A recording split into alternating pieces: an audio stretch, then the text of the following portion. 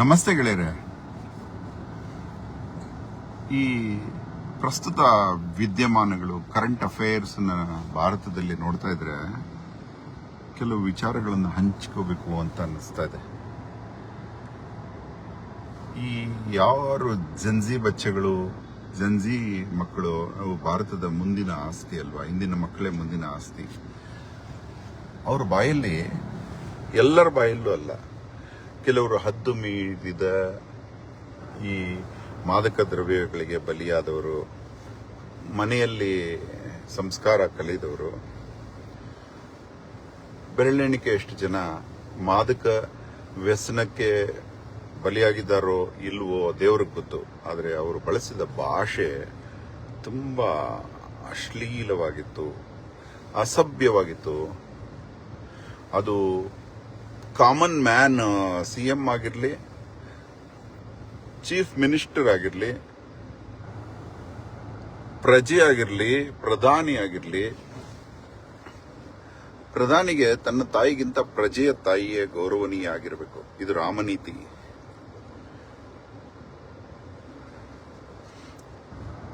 ಆ ಕೆಟ್ಟ ಶಬ್ದಗಳನ್ನ ಬಳಸಿದ್ದು ಆ ಹೋರಾಟಕ್ಕೆ ಒಂದು ಅವಮಾನ. ಅದು ಆ ಹೋರಾಟ ಅನ್ನೋದು ಭಾರತದ ಒಂದು ಶ್ರೇಷ್ಠ ಉದ್ದೇಶ. ಪ್ರಶ್ನೆ ಕೇಳುವುದು, ನ್ಯಾಯ ಬೇಕು ಅಂತ ಕೇಳುವುದು, ಅದು ಸತ್ಯ ಆಗ್ರಹ, ಸತ್ಯದ ಕೋಪ. ಅದು ನಮಗೆ ಈ ಕೆಲಸ ಆಗಬೇಕು, ಇದು ಮಾಡಿ, ನೀವು ನಡೆಸ್ಕೊಳ್ತಾ ಇಲ್ಲ ಅಂತ ಪ್ರಜೆ ಕೇಳಿದ್ರೆ ಆ ರಾಜ್ಯ ನಡೆಸ್ಕೊಡ್ಬೇಕು. ಡಿ.ವಿ.ಜಿ. ಅವರು ರಾಜ್ಯಶಾಸ್ತ್ರದಲ್ಲಿ ಬರುತ್ತೆ, ಅದು ಯಾವನೇ ದಂಡನಾಯಕ ಆಗಿರಲಿ, ಅವನ ಸರ್ವಾಧಿಕಾರಿ ಆಗಿರಲಿ, ಪ್ರಜೆಗಳು ಮನಸ್ಸು ಮಾಡಿದ್ರೆ ಆ ರಾಜ್ಯನೇ ಉರುಳಿ ಬೀಳ್ತಾ ಇತ್ತು. ಯಾವ್ಯಾವ ರಾಜ್ಯ ಉರುಳಿ ಬಿದ್ದಿದೆಯೋ ಅದು ಕೋಟೆ ಗೋಡೆಗಳು ಉರುಳಿ ಬಿದ್ದಿಲ್ಲ. ಅಲ್ಲಿನ ಪ್ರಜೆಗಳು ಅಲ್ಲಿನ ಅರಾಜಕತೆಯನ್ನ ತಡೆಯಕ್ಕಾಗದೆ ಶತ್ರುಗಳಿಗೆ ದಾರಿ ಮಾಡಿಕೊಟ್ಟಿದ್ದು. ಇದೆಲ್ಲ ನಿಮಗೆ ಈಗ ಹೇಳಿದ್ರೆ ಅರ್ಥ ಆಗೋದಿಲ್ಲ. ಆದರೆ ಮಕ್ಕಳು ಕೇಳುವುದು ಗೌರವನೀಯ. ಮಕ್ಕಳ ಕೇಳಿದಾಗ ರೆಸ್ಪಾನ್ಸ್ ಕೊಟ್ಟಿದ್ರೆ, ಅಥವಾ ಪ್ರಶ್ನೆ ಪತ್ರಿಕೆ ಲೀಕ್ ಆದಾಗ, ಲಾಲ್ ಬಹದ್ದೂರ್ ಶಾಸ್ತ್ರಿ ಅವರ ಹಾಗೆ ಯಾರೋ ರೈಲ್ವೆ ಬೋರ್ಡ್ ಕದ್ದು ರೈಲ್ವೆ ಮಿನಿಸ್ಟರ್ ರಿಸೈನ್ ಮಾಡಿದ್ದು ಹಿಸ್ಟಾರಿಕ್. ಪೂರಾ ವರ್ಲ್ಡ್ ಅಲ್ಲಿ ಅಬ್ರಹಾಂ ಲಿಂಕನ್ ತರ ವ್ಯಕ್ತಿತ್ವ ಅದು. ಆ ರೀತಿ ಮಾಡಬೇಕಾಗಿತ್ತು, ಮತ್ತೆ ಕೇಳಿದ್ರೆ ಮಾಡಬೇಕಾಗಿತ್ತು. ಮುಗೀತಾ ಇತ್ತು. ಅದು ನಾನು ಏನು ಹೇಳಲ್ಲ ಅದ್ರ ಬಗ್ಗೆ. ಅದು ರಾಜಕೀಯ ಬೆಳವಣಿಗೆಗಳು, ಅವರವ್ರ ಇಷ್ಟ. ಆದರೆ ಇಲ್ಲಿ ನಾನು ಮಾತಾಡಕ್ ಬಂದಿರೋದು ಅಸಭ್ಯ ಭಾಷೆ. ಅಸಭ್ಯ ಭಾಷೆ ಆಡಿದ್ದು ತಪ್ಪು. ಅದು ನಮ್ಮ ಪ್ರಧಾನಿಯವರೆಗೂ ಆ ರೀತಿ ಅಸಭ್ಯ ಭಾಷೆ ಬೆಳೆಸಿ, ಅದು ಒಂದು ಅಪಮಾನಕರವಾದ ವಿಷಯ. ಅದಕ್ಕೆ ಪ್ರಧಾನಿಯವರ ಸ್ಪಂದನೆ ಕೂಡ ಗೌರವನೀಯವಾಗಿದೆ. ಆದರೆ ಇದೇ ಸ್ಪಂದನೆ ಪ್ರಧಾನಿಯಾಗ್ಲಿ, ಮುಖ್ಯಮಂತ್ರಿ ಆಗ್ಲಿ, ಮಂತ್ರಿಗಳಾಗ್ಲಿ, MLA ಆಗ್ಲಿ, ಅಧಿಕಾರಿ ವರ್ಗ ಆಗ್ಲಿ, ಪೊಲೀಸ್ ಡಿಪಾರ್ಟ್ಮೆಂಟ್ ಆಗ್ಲಿ, ಒಬ್ಬ ಕಾಮನ್ ಮ್ಯಾನ್ ಬಗ್ಗೆ ಇದೇ ಶಬ್ದಗಳ ಬಳಕೆ ಆದಾಗ ಉಪಯೋಗಿಸಿ ಆ ರೀತಿ ಮಾತಾಡಿ ಅದನ್ನು ಖಂಡಿಸಿದ್ರೆ ಇವತ್ತು ಅವರವರೆಗೂ ಹೋಗ್ತಿರ್ಲಿಲ್ಲ. ಉದಾಹರಣೆಗೆ 2019ರಲ್ಲಿ ಕರೋನಾ ಸಮಯದಲ್ಲಿ ನಾವು ಒಬ್ಬ ನಟ ರಮ್ಮಿ ಆಡಿ ಕ್ಯಾಶ್ ಗೆಲ್ಲಿ ಅಂತ ಹೇಳಿದಾಗ, ಹಿಂಗೆಲ್ಲ ಹೇಳೋದು ಒಳ್ಳೇದಲ್ಲ ಅಂತ ಸಾಮಭೇದದಲ್ಲಿ ಹೇಳಿದಾಗ, ಆ ನಟನ ಅಭಿಮಾನಿಗಳು ಇದಕ್ಕಿಂತ ವಿಕೃತ ಭಾಷೆ, ಕಟ್ಟಿ ಹಾಕಿ ಅತ್ಯಾಚಾರ ಮಾಡುತ್ತೇವೆ ನಿಮ್ಮ ಮನೆಯ ಹೆಣ್ಣುಗಳನ್ನು ಅನ್ನುವ ಅಸಭ್ಯ ಲೆವೆಲ್ಗೆ ಮಾತಾಡಿದಾಗ, ನಾವು ಅದನ್ನ ನಮ್ಮ ಭಾರತದ ಹಿಂದಿನ ಪೂಜ್ಯರು, ಪ್ರಾತಸ್ಮರಣೀಯರು ನೆನೆಸ್ಕೊಂಡು ಅದನ್ನ ನಿಂದಾ ಪ್ರಾಕ್ಟೀಸ್ ತರ ತಗೊಂಡು ಬೇರೆಯವರಿಗೆ ನಿಂದೆ ಬರಬಾರದು ಅಂತ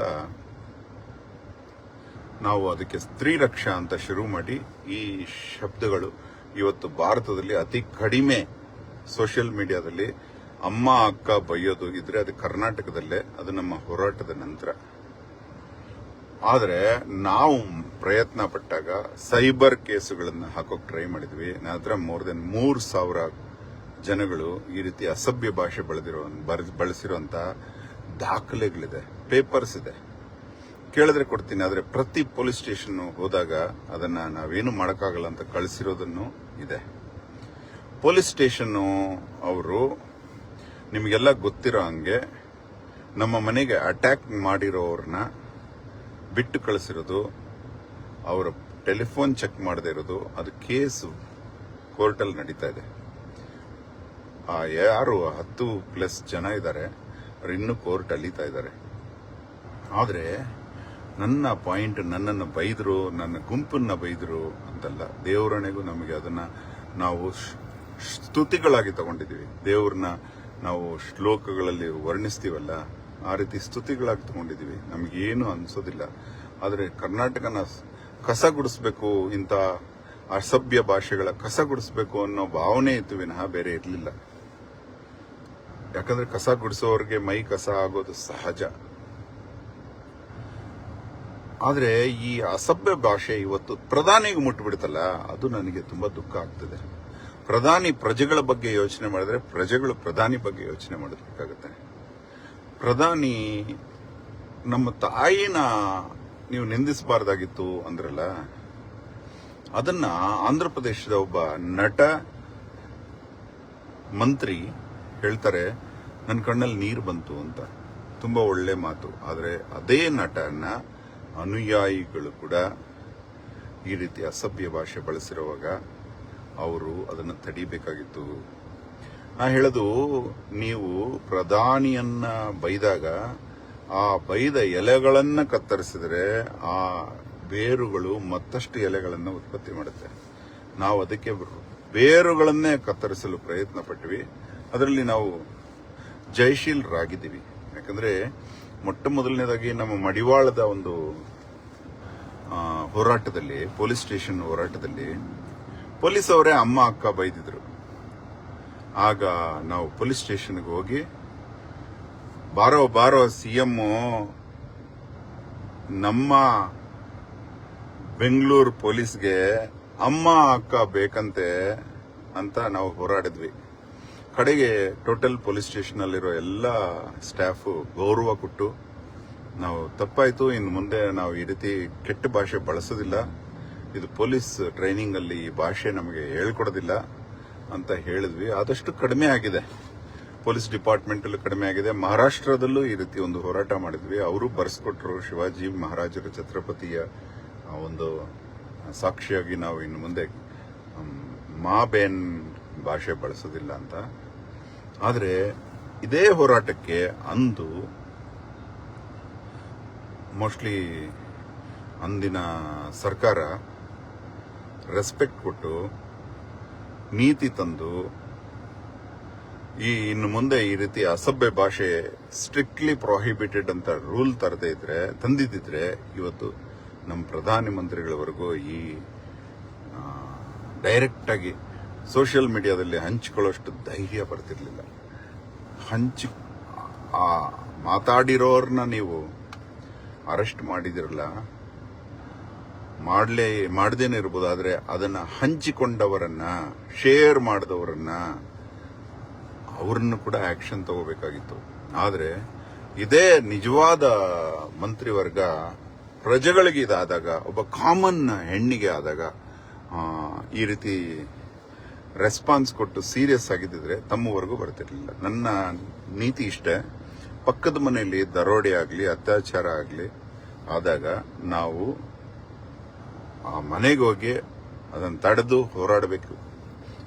ನಮಗೆ ಯಾಕೆ ಪಕ್ಕದ ಮನೆ ಅಲ್ಲ ಅಂದ್ರೆ ನಾಳೆ ನಮ್ಮ ಮನೆಗೂ ಆಗೋದು ಖಂಡಿತ.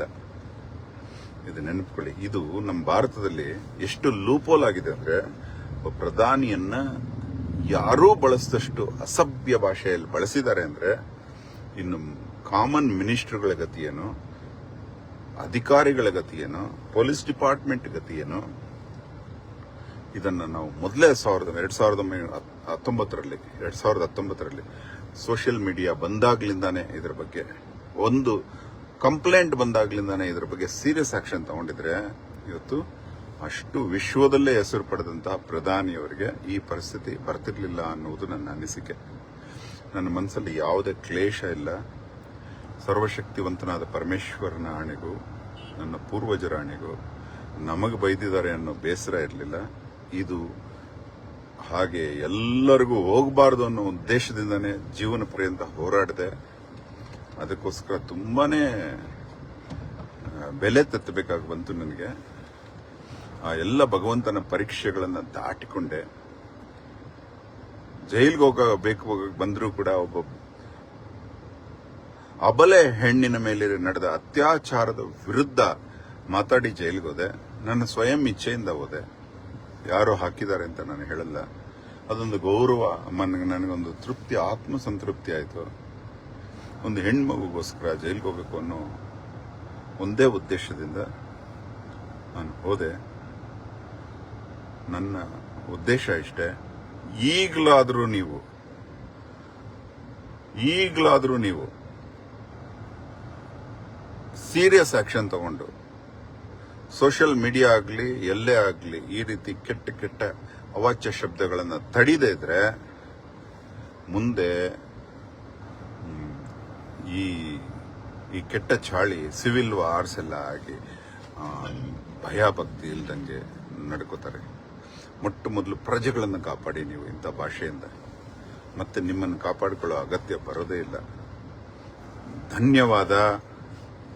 ಯಾರ ಮನಸ್ಸಿಗೂ ನೋಯಿಸದೆ ಮಾತಾಡ್ತಾ ಇದ್ದೀನಿ. ಆದರೂ ನೋವಾಗಿದ್ರೆ ಕ್ಷಮಿಸಿ. ಅಹೋರಾತ್ರ.